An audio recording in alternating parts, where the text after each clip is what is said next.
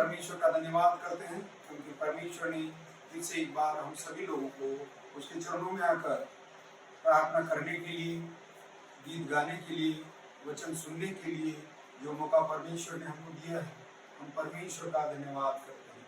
परमेश्वर महान है, परमेश्वर की कृपा महान है, परमेश्वर का आशीष का हाथ हम सभी लोगों के ऊपर है, क्योंकि परमेश्वर का आशीष का हाथ अगर हमारे ऊपर है तो हम सभी लोग उसके चरणों में आकर जीवित रहकर आराधना कर सकते हैं, स्तुति कर सकते हैं और गीत गा सकते हैं।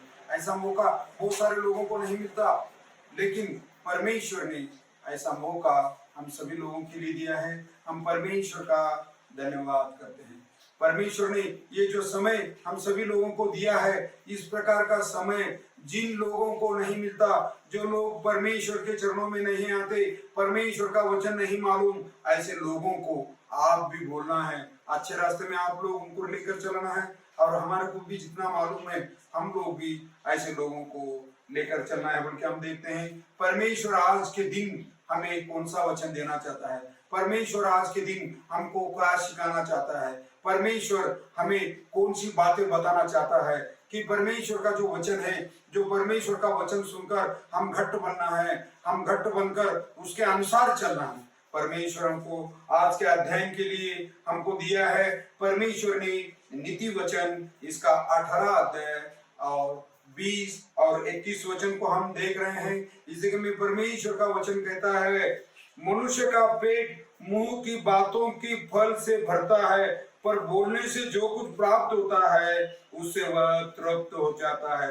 हम इस जगह में फिर से एक बार इस वचन को देख रहे हैं, मनुष्य का पेट मुंह की बातों की फल से भरता है। हम अगर इस जगह में क्या देख रहे हैं, हम अगर अच्छी बातें किसके साथ करते हैं, कोई परेशान में है, कोई तकलीफ में है, तो ऐसे जन के साथ, ऐसा पुरुष के साथ, ऐसे परमेश्वर के लोगों के साथ अगर हम अच्छी बातें करते हैं, फल की बातें करते हैं, तो ऐसे फल की बातों से भी क्या हो जाता, बोल रहे हैं जगह में कि वो तृप्त हो जाता है। बल्कि बोल रहे हैं बोलने से जो कुछ प्राप्त होता है उससे वो तृप्त हो जाता है। बोले तो परिपूर्ण उसकी भूख मिट जाती है। ऐसी बातें अगर हम ऐसे लोगों के साथ हमें करना है, क्योंकि हम देखते हैं परमेश्वर का वचन इस जगह में हमको हमारे मुंह के अंदर से निकलने वाली जो बातें हैं वो अच्छी बातें निकलना, बल्कि इस जगह में हमको वचन सिखाता है। हम अगर हमारे मुंह में से अगर गलत बातें निकलते हैं तो गलत बातें निकलने के द्वारा हम दूसरों को तकलीफ देने के बराबर में है। अगर वही बातें उनको, ये जो हमारी जीभ है, जीभ को क्या करना है, हम हमारे वंश में रखना है, हमारे अंडर में रखना है। अगर इससे क्या हो जाता है, अच्छी बातें निकलती हैं, बुरी बातें निकलती हैं, लेकिन जितनी भी हो सके अच्छी बातें निकलने के लिए हमको कोशिश करना है। आगे देखते हैं, जीव के वंश में मृत्यु और जीवन दोनों होते हैं।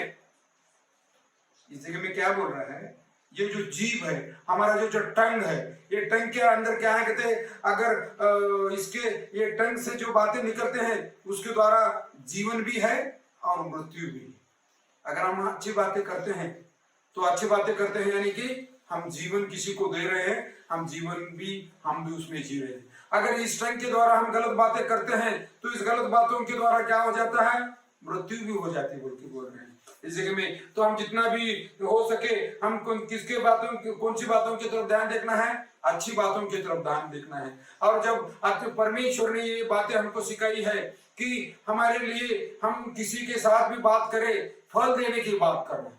कौन सी बातें करना है, कि उससे कुछ समझदार बनना है, उससे कुछ हम अच्छा बनना है, ऐसी बातें हमको सीखना है और ऐसी बातें हम करना है, एक दूसरे के साथ करना है। जब यीशु के बारे में देखते हैं, यीशु इस दुनिया में आया है, यीशु इस दुनिया में आने के बाद क्या किया है, बहुत सारे अच्छी बातें लोगों को बताई है पैराबल्स के द्वारा। जब देखते हैं यीशु इस दुनिया में आने के बाद कुछ उदाहरण देकर, बोले तो इंग्लिश में उसको पैराबल्स बोलते हैं, तो उदाहरण देकर लोगों को समझाया है। बोले तो किस जगह में जाने के बाद किस बातों की जरूरत है, उस जगह में उस प्रकार के उदाहरण देकर यीशु ने समझाया है। और कुछ जगह में क्या हुआ है, कुछ जगह में अगर उन लोगों को मिराकल्स की जरूरत है, उस जगह में अगर चंगाई की जरूरत है, कोई तकलीफ में है, कोई बीमार में है, तो ऐसे जगह में यीशु ने क्या किया है, उस जगह में मिराकल्स किए। दो प्रकार के हम देखते हैं इस जगह में। यीशु ने बहुत सारे मिराकल किए हैं, यीशु ने बहुत सारे पैराबल्स बोले हैं।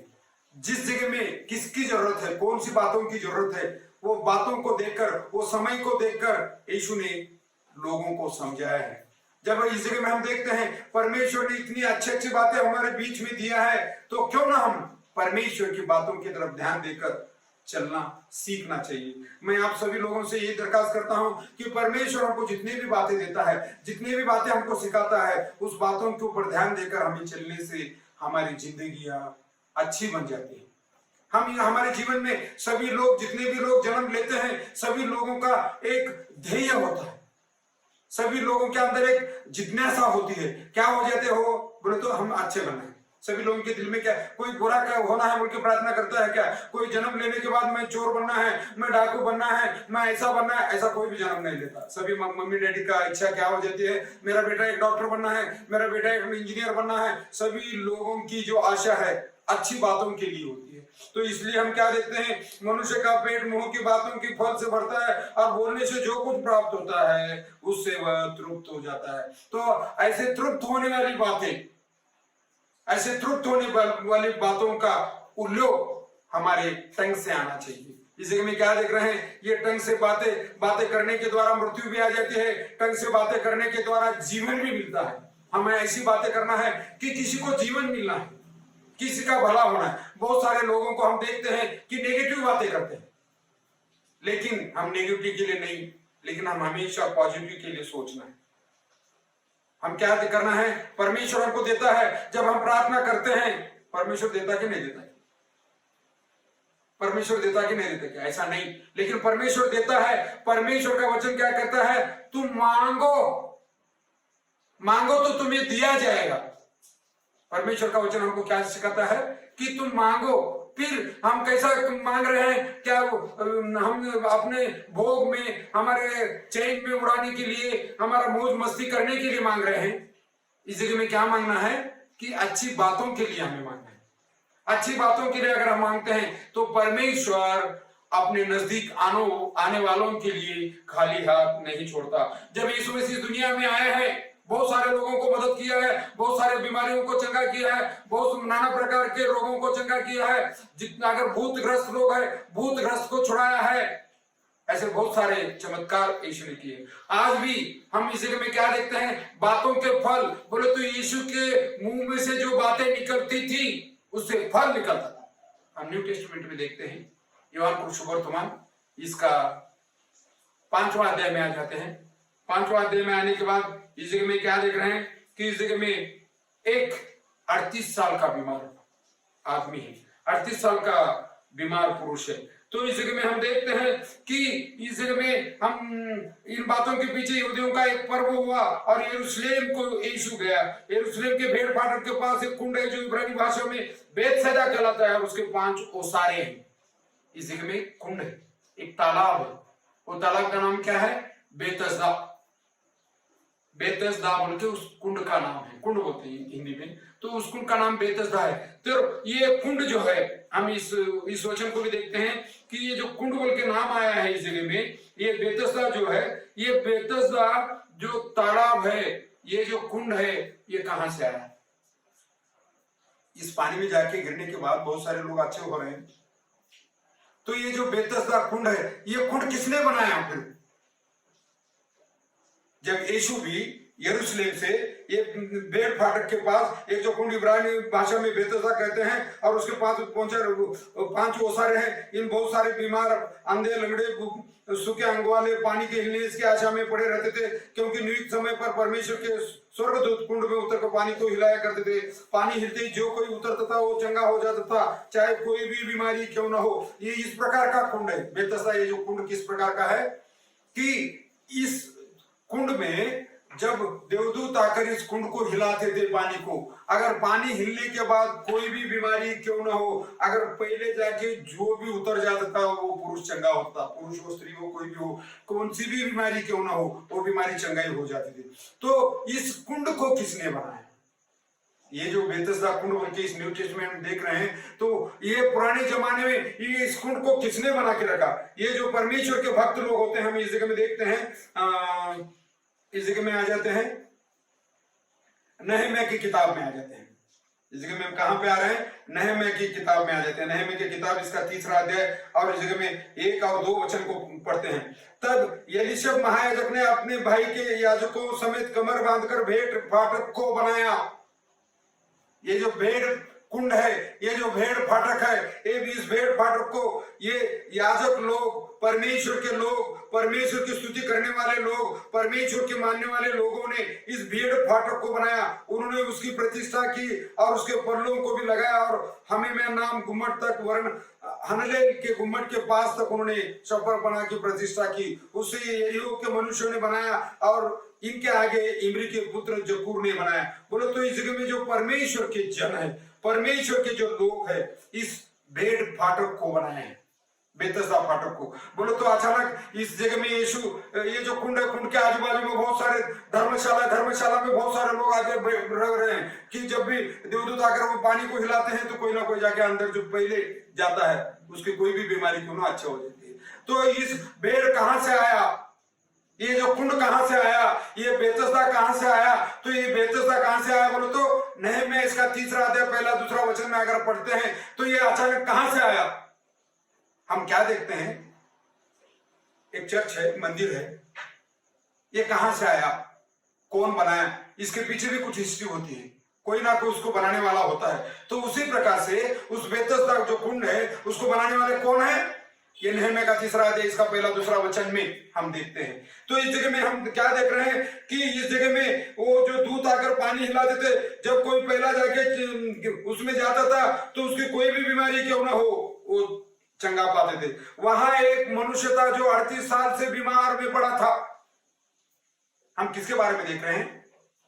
हम क्या सोचते हैं कि हमको बीमारी 6 महीने से है, हमको बीमारी कितने दिन से है? 2 महीने से है। कुछ लोग बोलते हैं हमारे को बीमारी कितने दिन से है? 2 साल से है। तो हम क्या देखते हैं? परमेश्वर की रास्ता देखते देखते, परमेश्वर के पास प्रार्थना करते करते हम थक गए, लेकिन बीमारी अच्छी नहीं हो रही। बोले तो हमारा विश्वास कहां तक घट है?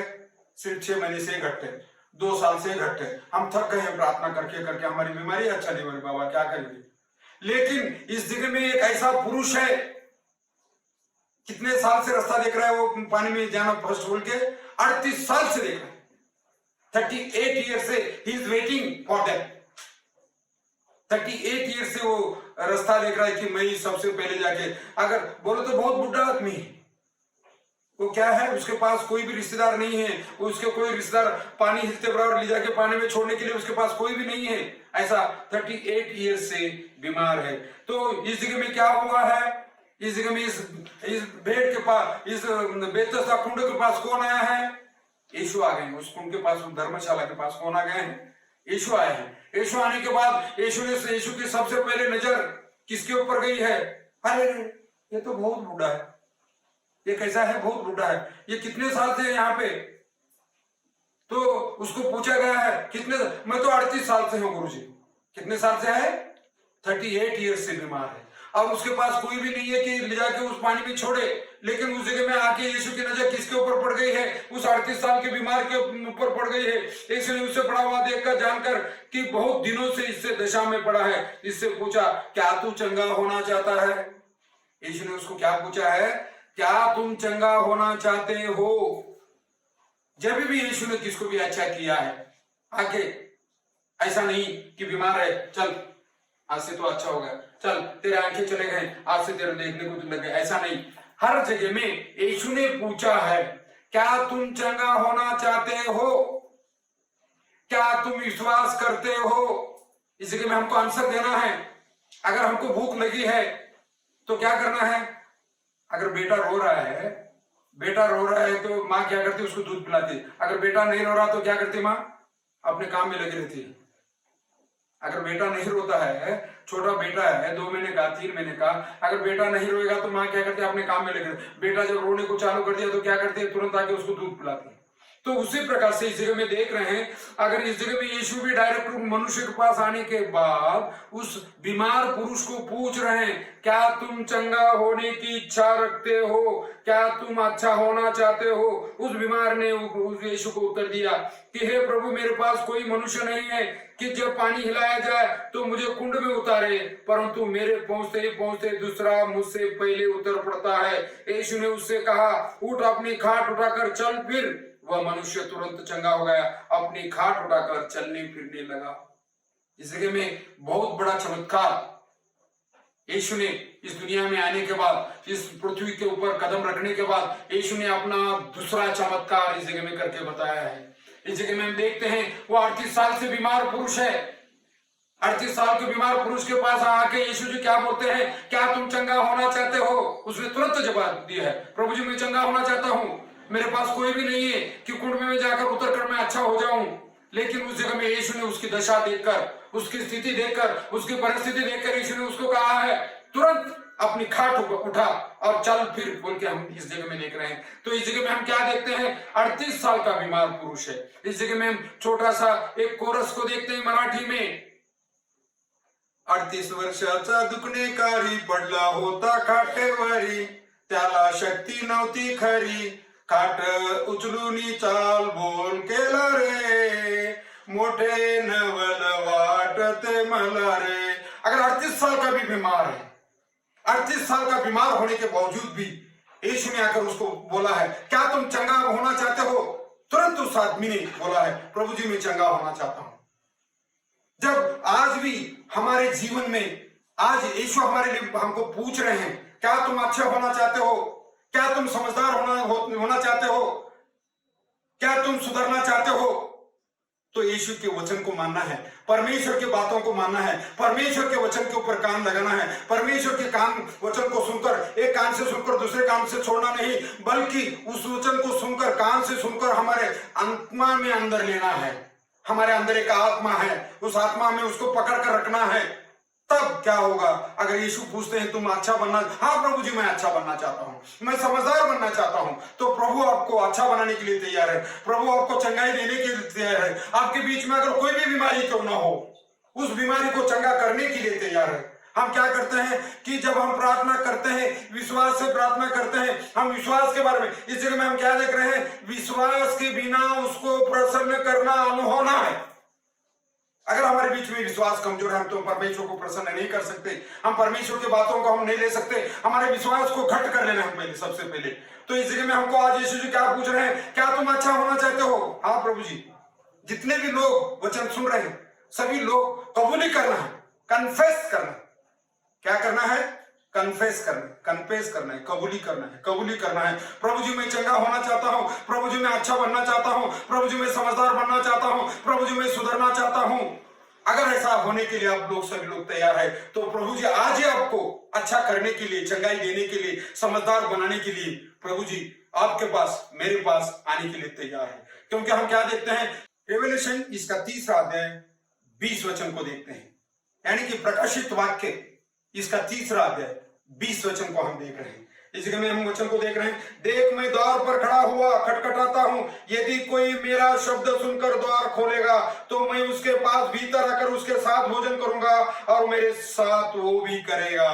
देख मैं द्वार के ऊपर खड़ा हूं। यीशु दरवाजे के पास खड़े हैं, डोर के पास खड़े हैं, यीशु डोर खटखटा रहे हैं। अगर आप डोर दरवाजा खोलते हैं, प्रभु का आज हम सभी लोगों के लिए क्या है कि आपके डोर के पास, इस आत्मा के डोर के पास यीशु ठहर कर बोल रहे हैं कि आप दरवाजा खोलने के लिए तैयार है, क्या आप मुझे अंदर लेने के लिए तैयार है?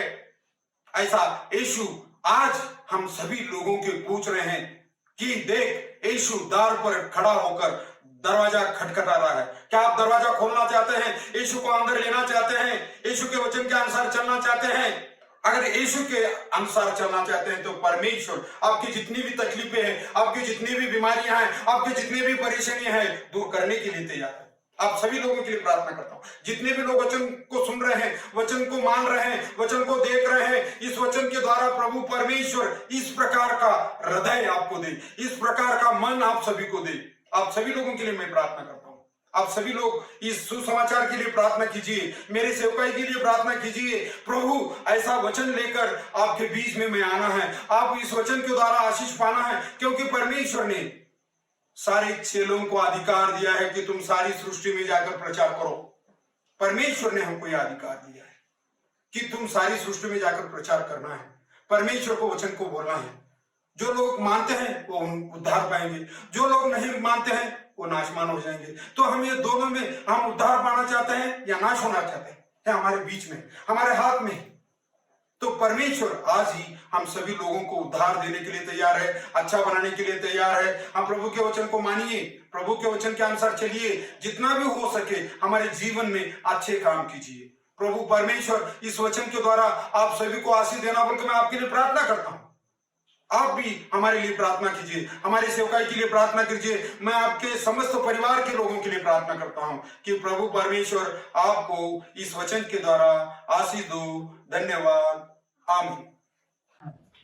अब जो तुम्हें ठोकर खाने से बचा सकता है और अपनी महिमा की भरपूरी के सामने मगन और निर्दोष करके खड़ा कर सकता है, उस वादविद परमेश्वर हमारे उद्धारकर्ता की महिमा और गौरव और पराक्रम और अधिकार हमारे प्रभु यीशु मसीह के द्वारा जैसे सनातन काल से है, अब भी और युगानुयुग रहे। आमीन।